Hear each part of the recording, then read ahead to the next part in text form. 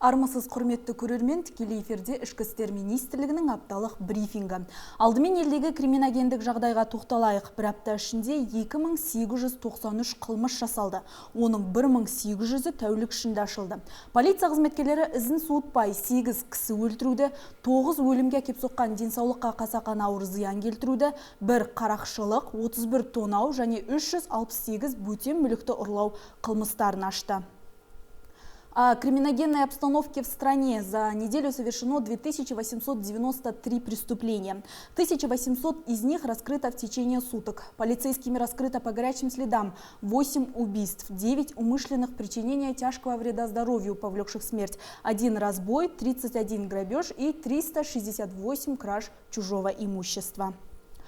Жаңалықтарға кезек береміз. 2-8 қазан аралығында ел аумағында заңсыз келуші жедел профилактикалық іс-шарасы өткізілді. Шараның мақсаты заңсыз көші-қон арналарын анықтау және оның жолын кесу. Операция барысында көші-қон заңнамасын бұзған 8303 шетелдік. Сонымен қатар шетелдіктердің елде болу ережесін дұрыс қамтамасыз етпеген 2632 адам мен шетелдік жұмыс күшін тарту ережелерін бұзған 537 адам жауапкершілікке тартылды. Елден 931 шетелдік азамат шығарылды. Тәуелсіз мемлекеттер достастығы елдерінен келген шетелдіктер арасынан 22 қылмыскер ұсталды.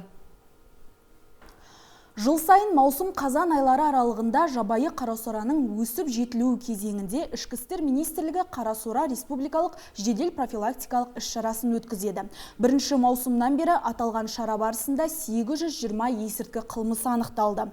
6 ұйымдасқан қылмыстық топтың әрекеті тоқтатылып, олардың жетекшілері мен 54 қатысушысы қылмыстық жауапкершілікке тартылды. Заңсыз айналымнан 32 тонна есірткі тәркіленді. Оның ішінде 5,3 тоннаға жуық марихуана, 476 келіге жуық гашиш, 241 келіден астам синтетика және 62 келіден астам героин бар. Қызылорда, Түркістан және Ұлытау облыстарында қарасора өсірілген 65 плантация анықталды. Олардың жалпы аумағы 10 гектардан асты. Бұл ретте салмағы 20 тоннадан асатын 70 мыңнан астам қарасора бұталары тәркіленіп жойылды. Мұнда есірткі өсімдіктерін анықтау үшін полицейлер ұлттық ұланның тікұшақтарын пайдаланып, бүркіт арнайы жасағының қызметкерлерін жұмылдырады.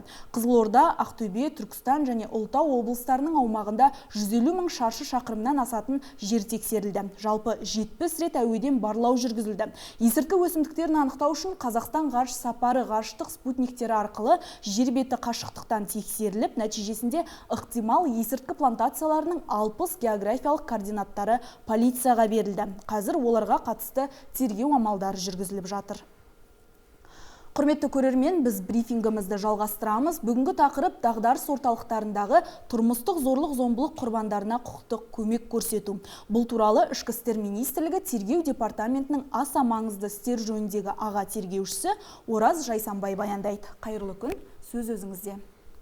По существующей многолетней практике расследование половых преступлений происходило следующим образом. Органы внутренних дел доставляли потерпевшего сначала в отдел полиции, где уже присутствовали подозреваемые, затем в медицинские учреждения для оказания медицинской помощи, оттуда в экспертное учреждение для проведения судебной медицинской экспертизы. После чего обратно в отдел полиции для проведения следственных действий с потерпевшим, в том числе с изъятием у нее вещественных доказательств.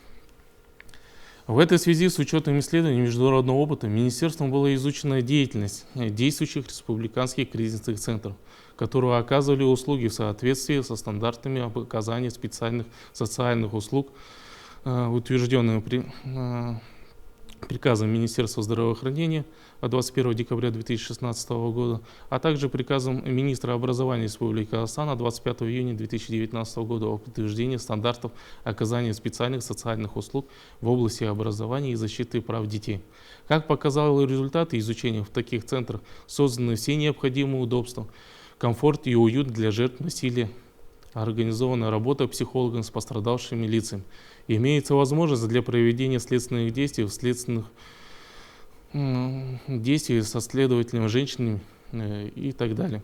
Учитывая наличие указанных материальной и правовой базы, условия благоприятно влияли на исключительно психотравмирующий эффект для людей в отношении потерпевших. С апреля 2002 года Министерство внутренних дел совместно с местными исполнительными органами в стране был запущен пилотный проект по оказанию комплексной помощи жертвам сексуального насилия на базе существующих в республике кризисных центров, в том числе для несовершеннолетних.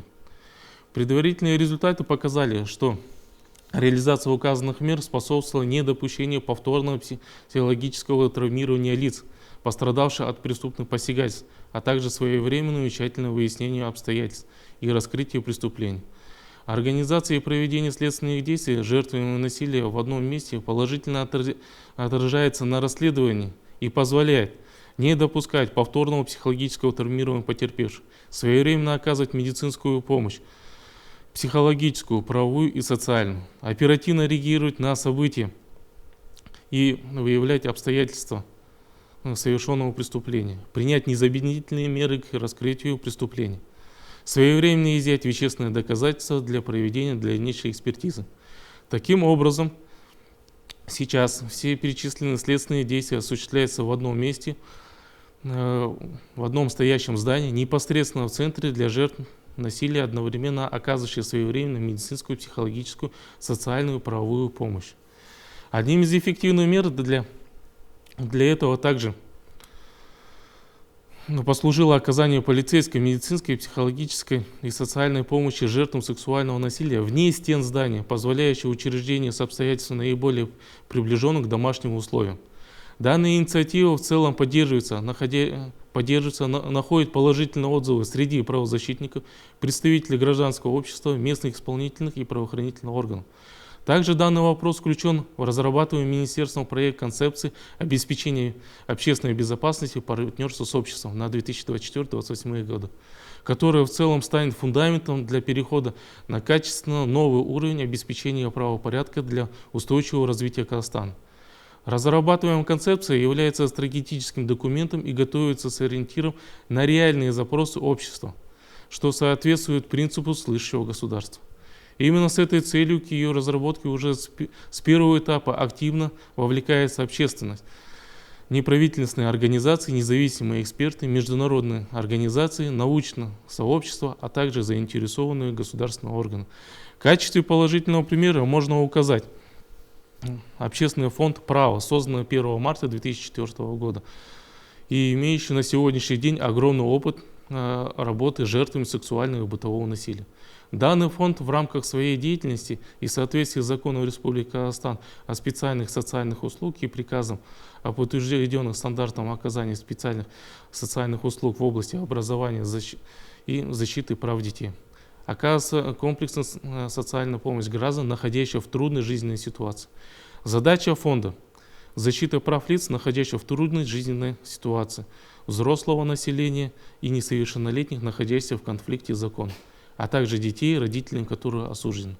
Наряду с этим Министерством с одним из первых в стране заключило меморандум о взаимодействии и сотрудничестве с Общественным фондом «Право», о проведении на его базе следственных действий с жертвами полового насилия.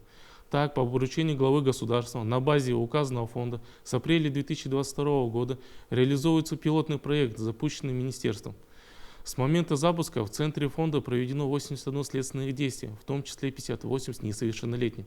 За 9 месяцев текущего года проведено 25 следственных действий, а также участвовали в депонировании 8 несовершеннолетних. Проведено 7 социально-психологических исследований в рамках уголовных дел жертвами преступлений с 2 несовершеннолетними подозреваемыми. Кроме этого, психологами центра осуществляется длительное психологическое сопровождение жертв преступления в текущем году. Это 4 несовершеннолетних. В штате центра имеется медицинская сестра, гинеколог, 4 психолога, один из них имеет медицинское образование, психотерапевт, социальный работник, социальный педагог, юрист, адвокат.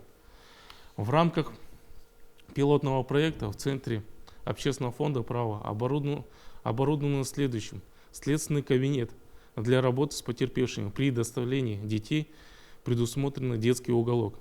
Кабинет медицинского работника на случай первоначального оказания медицинской помощи женщинам и детям для проведения первоначального осмотра телесных повреждений с оборудованием душевых и отдельным санузлом. Кабинет психолога в котором жертвами насилия работают психологи, инспекторы по защите женщин от насилия, юрист, при необходимости социальный педагог для оказания психологической поддержки и подготовки к проведению следственных действий.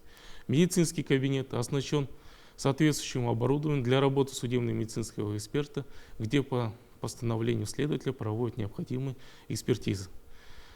Также с учетом территориального расположения в центре имеется возможность работать с потерпевшим следователем Департамента полиции на транспорте и Департамента полиции Акмолинской области. Кроме этого, учитывается длительный опыт работы специалистов Общественного фонда права для проведения дополнительных исследований, направленных жертвам насилия из города Караганды, Темиртау, Усть-Каменогорск, так как возникла необходимость дополнительного исследования привлечения специалистов на базе данного центра. Учитывая, что ряд преступлений, связанные с сексуальным насилием, совершаются близкими родственниками, с учетом данной ситуации для жертв преступлений предоставляется возможность получения полного обеспечения питания, одежды, по необходимости предоставления медицинской и психологической помощи, а также организации учебного процесса. На сегодняшний день пилотный проект проводится на базе 52 центров на всей республике Казахстан. Рахмет. Рахмет, құрметті көрермен, осымен біздің брифингіміз өз мәресіне жетті. Біз сіздермен қоштаспаймыз, тек келесі кездескенше аман, сау болыңыздар дейміз.